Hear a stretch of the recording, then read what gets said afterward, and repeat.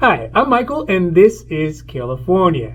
And today, President Trump extended the moratorium on evictions. This measure goes along with his executive order from earlier this August when he had asked the CDC to see if banning evictions would help stem the spread of the pandemic. Concurrently, the governor of California, that's Gavin Newsom, signed a statewide bill also expanding California's state-specific eviction protections. And lastly, White House aide Steve Mnuchin has come out to say that he is ready to sit down and negotiate with Nancy Pelosi over the next stimulus package. So tonight we are going over Trump's extended ban on evictions, California's new ban on evictions, and Steve Mnuchin's return to the stimulus package negotiating table. Now this is your 5-minute nightly dose, so let's make this quick. But before we do that, if you like this information, if you find it interesting, if you find it helpful, please don't forget to like and subscribe. That way you can get updates when our newest and most informative videos become available. Today, the Trump administration announced that it would ask the CDC to use its authority to extend the moratorium on evictions until the end of the year.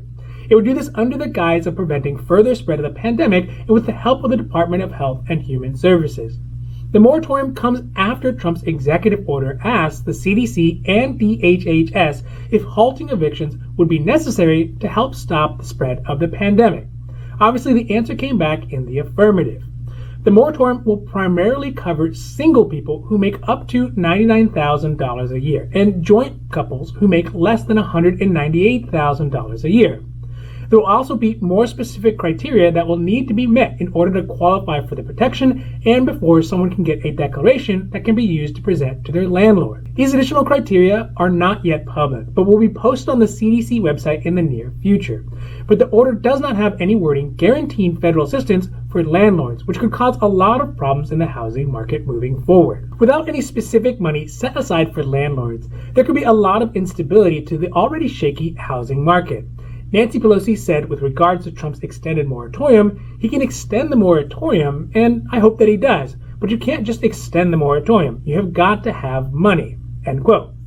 This is because a lot of landlords are just mom and pop owners rather than commercial giants, although they are also affected as well.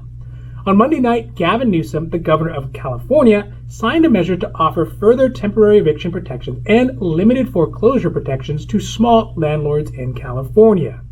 This measure is meant to only be a stopgap measure to prevent evictions until the federal government can provide a more substantive legislation.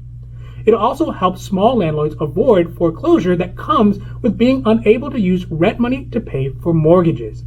This bill will disallow renters to be evicted for any rent that was missed from March through the end of August 31st, and would stop renters from being evicted past due rents for September through January 31st if renters can pay at least 25% of the rent that they owe. Additionally, missing from this bill is rent cancellation or rent forgiveness, meaning that any back due rent will eventually have to be paid at some point in time. Finally tonight, the Treasury Secretary Steve Mnuchin has told members of the House that he is ready to start negotiations with Nancy Pelosi about the next round of stimulus package.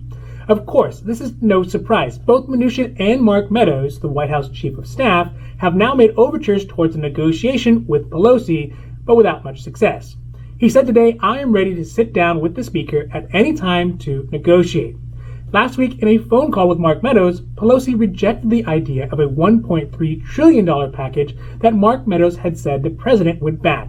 This rejection was because of the $1 trillion shortfall the offer represented, especially considering that Democrats and Nancy Pelosi have been able to keep it together and hold strong on a $2.2 trillion price tag for their shaved-down HEREOS Act. But this most recent announcement by Mnuchin seems to show that Democrats have made the right choice in staying at the $2.2 trillion price tag, because it appears that the upper hand is moving in favor of the organized, united, and steadfast Democrat. At this point in time, with the election and the budget deadline looming, the White House and Republicans are starting to run a goal line defense.